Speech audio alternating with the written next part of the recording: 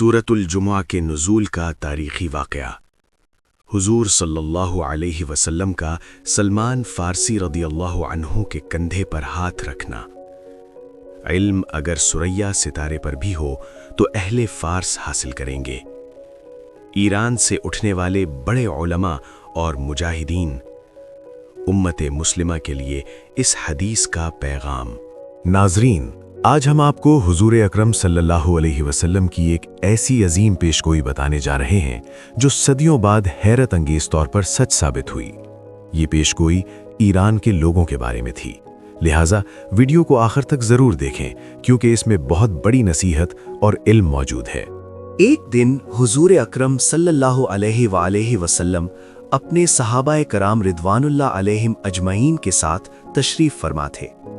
इसी दौरान सूरतुल जुम्मा की ये आयत नाजिल हुई, व आखरीन मिनहुम लम्मा यलहक़ू बिहिम, यानी ऐसे लोग भी इस उम्मत में शामिल होंगे जो अभी तक उनसे नहीं मिले। सहाबाए कराम रिदवानुल्लाह अलैहिम अजमईन को इस आयत का मतलब जानने का शौक हुआ। सहाबाए कराम ने अर्ज किया, या रसूल अल्लाह सल्लल्लाहु अलैहि वसल्लम, ये कौन लोग हैं जो अभी तक हमसे नहीं मिले? उस वक्त हुजूर अकरम सल्लल्लाहु अलैहि वसल्लम के पास हज़रत सलमान फ़ारसी रज़ियल्लाहु ताला अन्हु बैठे हुए थे। नबी करीम सल्लल्लाहु अलैहि वसल्लम ने हज़रत सलमान फ़ारसी रज़ियल्लाहु ताला अन्हु के कंधे पर हाथ रखा और फरमाया, अगर ईमान या इल्म सुरैया सितारे पर भी चला जाए तो फ़ारिस के लोग उसे हासिल कर लेंगे। ये एक अजीम पेशगोई थी जो आने वाले ज़मानों के लिए थी। तारीख गवाह है कि ईरान और फ़ारस के इलाकों से बेशुमार अजीम उलमा पैदा हुए।